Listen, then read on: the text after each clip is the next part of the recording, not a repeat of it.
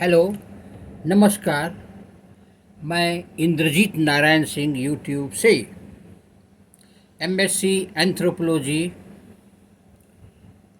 And LLB संविधान विशेषज्ञ, DRT विशेषज्ञ। मैं अभी संविधान के अनेक आर्टिकल्स, अनुच्छेदों, नियमों, कानूनों के बारे में आप लोगों को बतला रहा हूँ। भारत के हर व्यक्तियों का कर्तव्य है कि भारत के संविधान के बारे में जाने।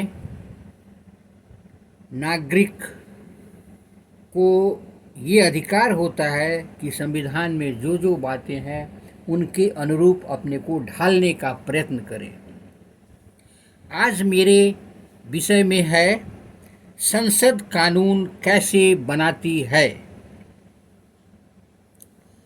संसद का प्रमुख कार्य अपनी जनता के लिए कानून बनाना है।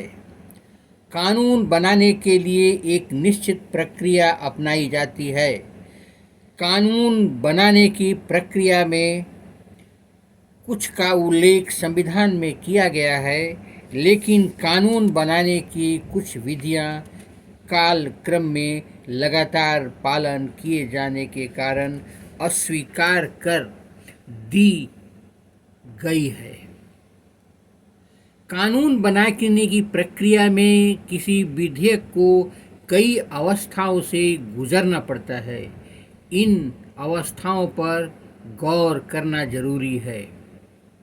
आपको साफ साफ पता लगेगा कि कानून बनाने की प्रक्रिया तकनीकी और कठिन है। प्रस्तावित कानून के प्रारूप को विधेयक कहते हैं। विधेयक कई प्रकार के हो सकते हैं। मंत्री के अतिरिक्त कोई और सदस्य विधेयक पेश करे तो ऐसे विधेयक को निजी सदस्यों का विधेयक कहते हैं। मंत्री के द्वारा प्रस्तुत विधेयक को सरकारी विधेयक कहते हैं। विधेयक जिन चरणों से होकर पारित होता है उसे देखिए, सुनिए। विधेयक के विभिन्न प्रकार। पहला सरकारी विधेयक, दूसरा निजी विधेयक। इसके अलावा विधेयक आप सुनिए, गैर वित्त विधेयक और वित्त विधेयक। गैर वित्त विधेयक दो भागों में बांटा गया है। सामान्य विधेयक, संविधान संशोधन विधेयक। ठीक, अब आगे सुनिए। संसद में विधेयक प्रस्तुत किए जाने के पहले ही इस बात पर काफ़ी बहस होती है कि उस विधेयक को लाने की ज़रूरत है। कोई राजनीतिक दल अपने चुनावी वायदे को पूरा करने पर या आगामी चुनाव को जीतने के इरादे से किसी विधेयक को प्रस्तुत करने के लिए सरकार पर दबाव डाल सकता है। अनेक हित समूह, मीडिया, नागरिक संगठन को भी किसी विधेयक को लाने के लिए सरकार पर दबाव डाल सकते हैं। अतः कानून बनाना केवल एक विधायी प्रक्रिया ही नहीं बल्कि राजनीतिक प्रक्रिया भी है। विधेयक बनाने में अनेक बातों का ख्याल रखा जाता है, जैसे कानून को लागू करने के लिए जरूरी संसाधनों को कहां से जुटाया जाएगा, विधेयक का कितना समर्थन और विरोध होगा, प्रस्तावित कानून में सत्तारूढ़ दल की चुनावी संभावनाओं पर क्या प्रभाव पड़ेगा आदि। खास तौर पर आज के गठबंधन सरकार के युग में सरकार द्वारा प्रस्तावित विधेयक को गठबंधन के सभी घटक दलों का समर्थन प्राप्त होता है। इन व्यवहारिक बातों की उपेक्षा नहीं की जा सकती। कानून बनाने का निर्णय लेने से पहले मंत्रिमंडल इन सभी बातों पर विचार करता है। एक बार जब मंत्रिमंडल उस नीति को स्वीकृत कर देता है जिस पर कानून आधारित होता है, तब विधेयक का प्रारूप बनाने का कार्य शुरू होता है।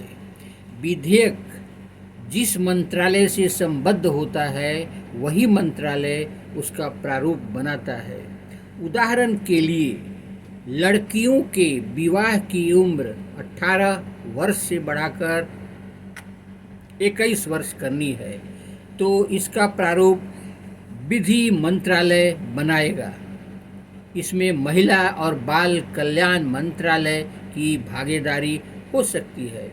संसद के किसी भी सदन, लोकसभा या राज्यसभा में कोई भी सदस्य इस विधेयक को पेश कर सकता है। जिस विषय पर विधेयक को इस विषय से जुड़ी मंत्री ही अक्सर विधेयक पेश करता है। किसी धन विधेयक को केवल लोकसभा में ही प्रस्तुत किया जा सकता है। लोकसभा में पारित होने के बाद उसे राज्यसभा में भेज दिया जाता है। विधेयकों पर विचार विमर्श अधिकतर संसदीय समितियों में होता है। समिति की सिफारिश को सदन में भेज दिया जाता है।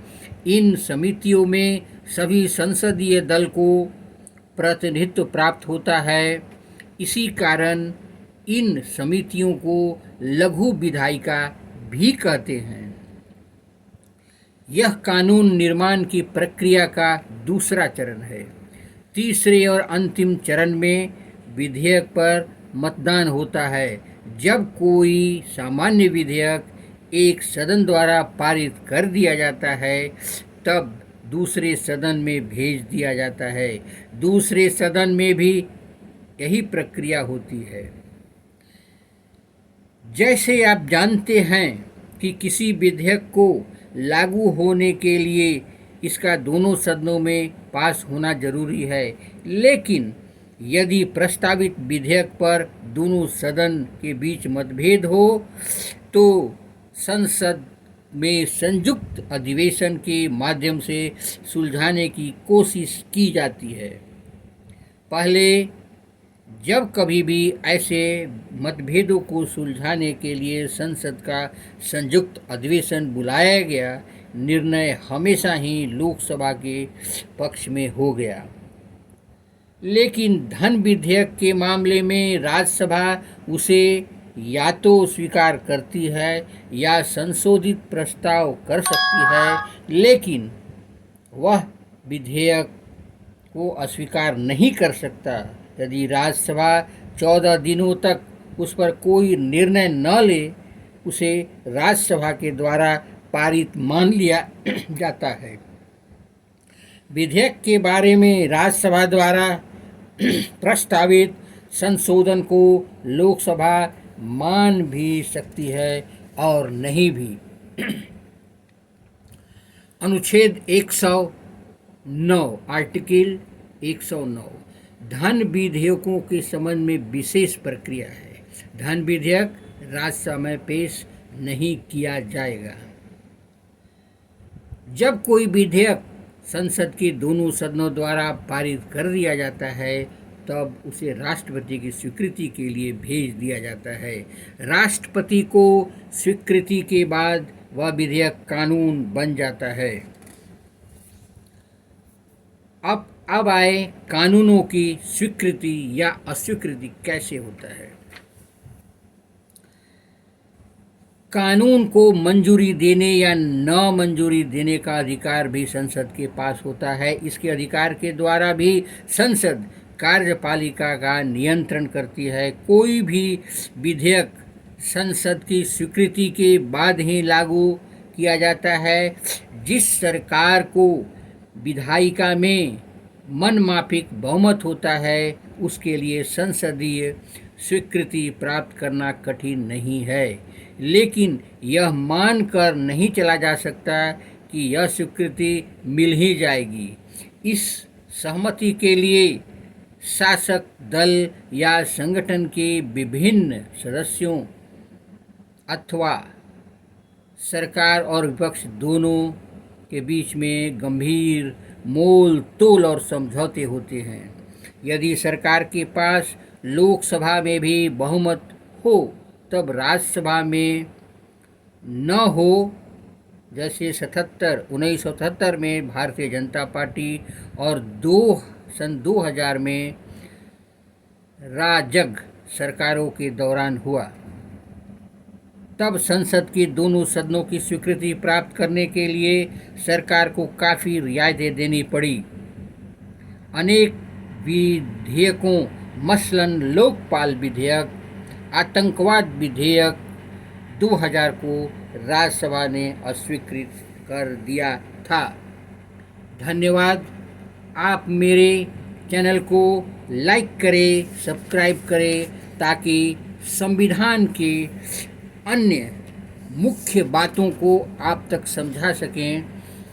भारत के हर नागरिकों का कर्तव्य है कि संविधान के हर आर्टिकल, हर बातों पर ध्यान दे जाने, ताकि किसी प्रकार की उनसे संविधान की अवहेलना न की जा सके।